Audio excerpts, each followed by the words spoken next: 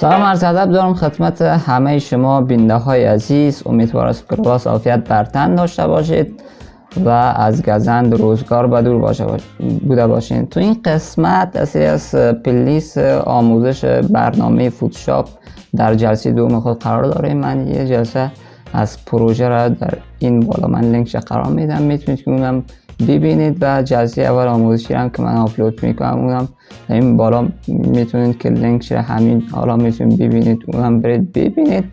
ما میایم در این قسمت روی بخش هومش و بخشی از نکات و تنظیماتی که ما در بخش وارد شدن و اینا میایم وارد میشیم، صحبت بحث می داشته باشیم.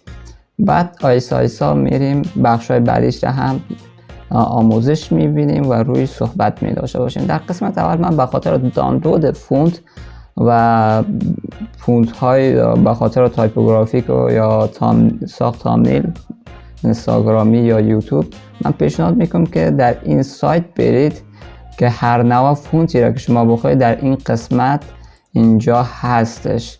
حالا تقریبا بیش از 35,000 کم بیش در اینجا فونت به طور رایگان مجانی گذاشته شده که میتونید شما بیاد اینجا بدون کدام ساختن اکانت بیاید دانلود بکنید. خب میریم سراغ آموزش، ادامه ویدیو.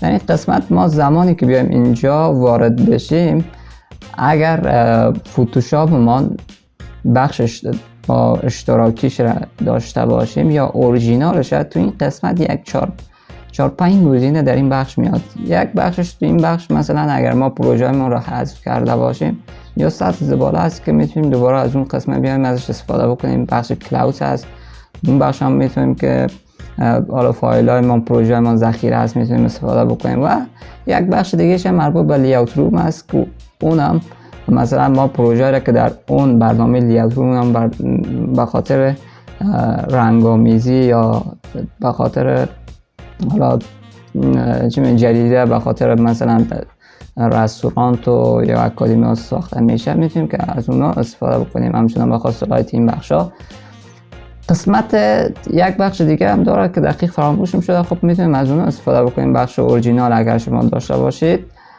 خب این تفاوت در بخش کرک اورجینال هست. و قسمت بعدی اما اینجا دو بخش داریم، یک بخش نیو هست و همچنان بخش اوپن. بخش اوپن رو ما زمانی که اوکی بکنیم تو این بخش میتونیم که پروژه یا عکسی را که ما بخوایم این قسمت میتونیم وارد بکنیم یا حتی با فرمت ویدیو یا هر فرمتی تو این قسمت برام گفت تمام فرمت ها. بخش بعدی هم این بخش هست که ما میتونیم توسط از این نیو فایل بیایم قسمت اینجا نیو داکومنت یعنی تنظیمات ها و این هم عمود بخش ها تبای بخش های متفاوت داره. در بخش های متفاوت بخش سیف، فوتو، پرنت، آرت الستراتور، وب، موبایل، فیلم که روی از اینا من میام صحبت میکنم. و همچنان از این بخش هم میتونیم که ما اینجا روی بخش حالا ریویو نشان دادن این بخش هایی که ما رویشون اوکی کردیم و اینجا آمدن تو سیف گرفته ازشان که با از اینا با وارد کردن از اینا ما میتونیم که روی پروژه های ما بیایم وارد بشیم. از قبل اینکه ما آمدیم طرح کردیم و رویشون کار کردیم اینجا میان سیف میشن. خب اینم از این بخش ها بود. قسمت اینجا هم میتونیم که بیایم حالا ما جستجو بکنیم به اساس کدام نام این بخش ها. قسمت نیو میایم. در این قسمت این صفحه به نام نیو داکومنت هست. همچنان من یه چیز دیگر هم پیشنهاد میکنم به خاطر اینکه راحت بتونیم کار بکنیم. از این قسمت اینجا تست بار هست، میتونید راست کلیک بکنید. اینو ما میایم این صفحه را هایتش میکنیم که برمان مشکل پیش نمیاد. خب این قسمت میایم این پنل را میایم باز میکنیم، بخش تسک بار را و این گزینه را میتونیم فشار بدیم. در ویندوز 10 و 11 همچون میتونیم که از همینجا بیاید استفاده بکنیم. خب اینو از این بخش اولش این بخش هست که این سایز های مختلفی هست که تو این بخش میتونیم از اینا ما استفاده بکنیم. این بخش هم بخش سیوت هست.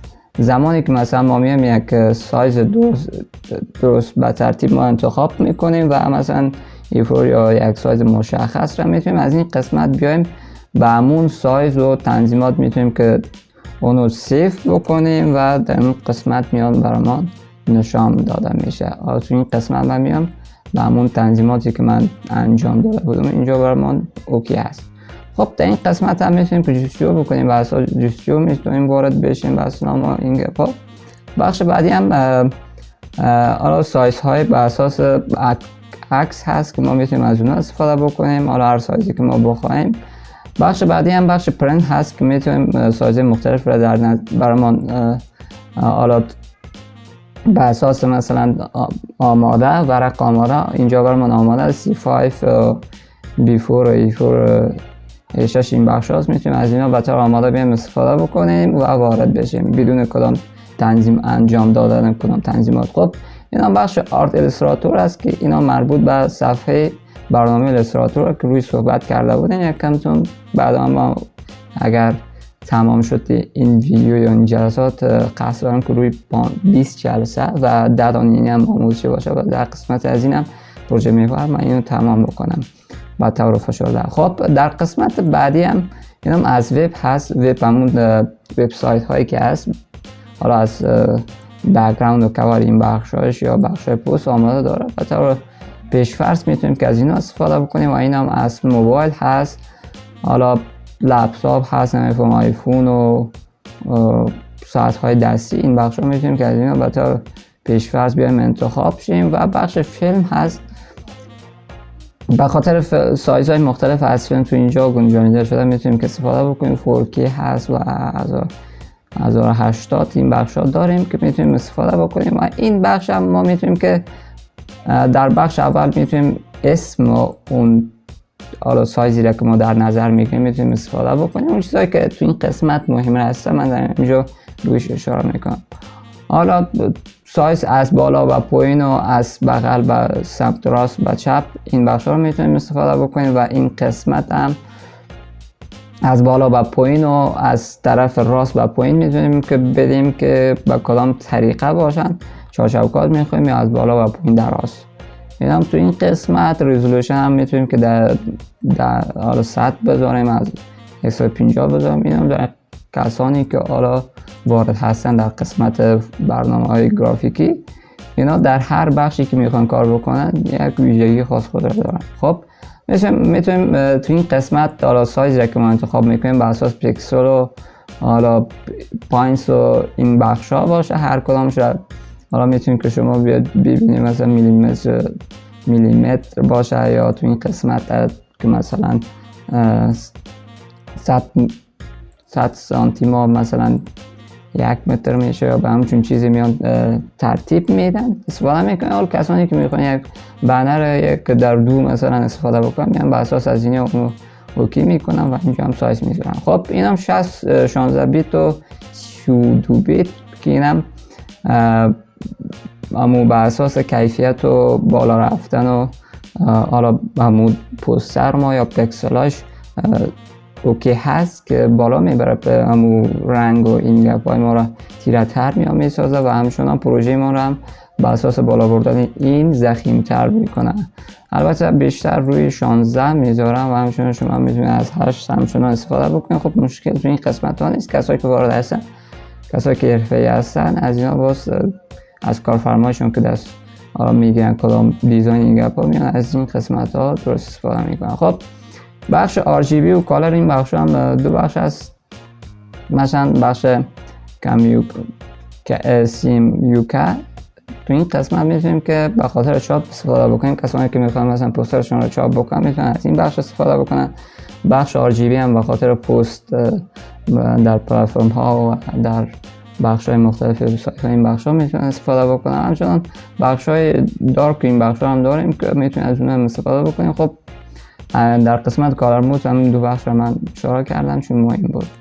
این بخش هم میتونید که مثلا کالر بک‌گراند کالر رو بیاد روش اوکی بشید که کدام رنگ رو میخواید استفاده بکنید. و همچنان اینجا ترانسپرنت را داریم تو این قسمت بدون بک‌گراند. یعنی اگر این به خاطر خوب است که اگر ما میخوایم پینجی درست بکنیم بدون بک‌گراند یا سر لوگو کار میکنیم همچنان یا سر کدام کاراکتر میتونیم که از این استفاده بکنیم. خب اینم این بخش بود که بخش بلک را داره، بخش وایت را داره و همچنان میتونیم به طور پیش فرض بیایم خودمون. این هم چیزایی بود که به طور پیش فرض بود و همچنان میتونیم که دستی همچنان خودمون انتخاب بکنیم. این هم این اساس بود و این هم بخش بعضی از مواردهای دیگه هست که تو این قسمت از RGB اینو پیشنهاد داده و این هم همون سال نمیفهم شاید اختراع شدن یا گذاشته شدن در قسمت ادوبی باشه یا سال هم چون چیزی تأسیس این قسمت ها باشه. این هم ضرور نیست که ما انجام بدیم، به طور پیش فرض میمونیم کالر پروفایل را تو این قسمت. بخش بعدی هم با کدام اینجا بخش های متفاوت را تو این قسمت داره. تو این قسمت ها میتونیم بر اساس HD1080 بذاریم. اینجا هم زمانی که انتخاب کردیم و نام رو هم گذاشتیم میتونیم که کریت بیایم بزنیم، بیایم بسازیم این قسمت. خب مثلا میتونیم ما اینجا اینو به خاطر کاور یک فیسبوک بخوایم آماده بکنیم. این هم صفحه است که تو این قسمت برای ما آماده شده. در قسمت اول میایم روی تنظیمات این بخش هم صحبت میکنیم یک کمی تو این بخش که میتونیم تغییر بدیم. خب اونم شارکتش هست.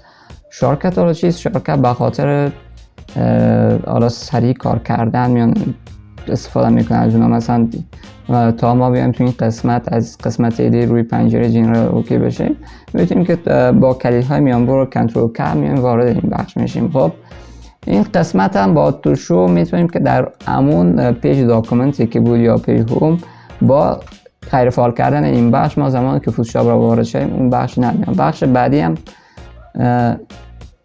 این بخش ها رو میتونیم که شما به این حالت ها بگذارید. این بخش ها هم دیگهش مهمتر نیست. خب بخش بعدی که من در این بخش میخوایم روی آن صحبت بکنم این تب است. روی این تب میتونیم که ما بیایم حالا تم های مختلف در 2025 ورژنش در فوتوشاپ، حالا 2024 و 2023 همچنان فکر میکنم تا 2022 هم باشه. قسمت ها میتونیم که از این تم ها بیایم استفاده بکنیم. روی این تنظیمات میتونیم معیار بکنیم که خب روی اینا هم صحبت نمیداشته باشیم، چیزی مهمی تو این قسمت نیست. و بخش بعدی که رویش باید صحبت بکنیم بخش تایپ هست. در این بخش یکی از این دو گزینه هایی که حالا غیر فعال میتونه باشه زمانی که شما وارد میشید جدیدن اون قسمت ها رو بیاد تکش را فعال بکنید که از زبان فارسی بیاد زبان فارسی را سپورت بکنه. خب این هم از این بخش بود که باید روی دست بگیرید. قسمت بعدی البته در ورژن 2025. خب قسمت بعدی هم اینجا هستش. شما میتونید که بیاید اینجا تنظیم بکنید اگر کارت گرافیک های مختلف دارید. در این بخش اگر این بخش براتون غیر فعال باشه میتونید فعال بکنید تا از سی پی یو از قدرت سی پی یو استفاده بکنید. این بخش هم اگر ضعیف بود اینا رو میتونید کمتر بکنید تا از قوت لپتاپتون کمتر استفاده بکنید. این بخش هم میتونید که براش حالا دستور بدید که تا چه قدر با کدام اندازه میتونید که از رمتون استفاده بکنید. خب تقریبا اگر 8 جی بی رم دارید میتونید که روی 4 بذارید یا 30,000 MB خوبتره. خب این بخش هم که ما روی صحبت نمیداشتیم که تو این قسمت فایل هندلینگ است. تو این بخش زمانی که ما آمدیم اینا مثلا ما روی یک پروژه میایم کار میکنیم لپتاپ ما خاموش میشه یا بندش میکنه سکته به وجود میبره. تو این قسمت ما براش تنظیم میکنیم که مثلا تا 15 دقیقه که ما پروژه رویش کار کردیم تا اون 15 دقیقه را بیا اتومات خوش سیف بگیره و دوباره بیا در همون قسمت بخش حالا هوممان تو اون قسمت بیاد نمایش بده. این هنبل سیف اصل را میتونید که تو این قسمت بیاد تنظیم بکنید. این روی always سیف بذارید زمانی که اون مشکل براتون پیش میاد اتومات خودش اون سیف بکنه. خب بخش های بعدی هم که ما داریم ما روی صحبت میکنیم هم روی همون رنگ های پن و حالا پنتول این بخش ها که ما استفاده میکنیم میتونید که این بخش ها رو استفاده بکنید. روی براش این بخش ها رنگ هاش هست که میتونید از اینجا تغییر بدیم. اینا برای ما مهم نیست. بخش بعدی هم در این بخش جایی که برام بیا سیف بگیره یا سیف بکنیم یا از اونجا استفاده بکنه از حافظه اینو میتونیم تنظیم بکنیم. در این بخش اگر کدام دسک دیگر داشته باشیم همچنان میتونیم روی اون بذاریم. و این بخش هم اگر کدام ما کارت گرافیک دیگر داشته باشیم میتونیم از اون استفاده بکنیم. حالا گرافیک ما را تو این قسمت نشان میده که کدام گرافیک، اگر تو اینجا گرافیکتان را از حالا پشتیبانی نکنه تو این قسمت براتون میاد نشان میده. اینم از این قسمت این تنظیماتی بود که رویش اوکی کردیم یا صحبت بحث کردیم با طور فشرده. قسمت بعدی هم این بخش این پنل ها داریم و این قسمت هم تبای مختلف تو این قسمت داریم که تقریبا میشه گفت 10 تب را داریم و چندین پنل را تو این قسمت داریم. خب این پنل ها میتونیم که با اینا کار بکنیم، میتونیم اینو در هر جا که بخوایم، تنهایی نه، هر بخش را میتونیم در هر قسمتی که ما بخوایم میتونیم انتقال بدیم. خب روی اون آبی رنگی که آمد اونجا یعنی میتونه که فیکس بشه تو این قسمت، میتونیم به این ترتیب بذاریم و از این بخش هم میتونیم که فول بکنیم صفحه را.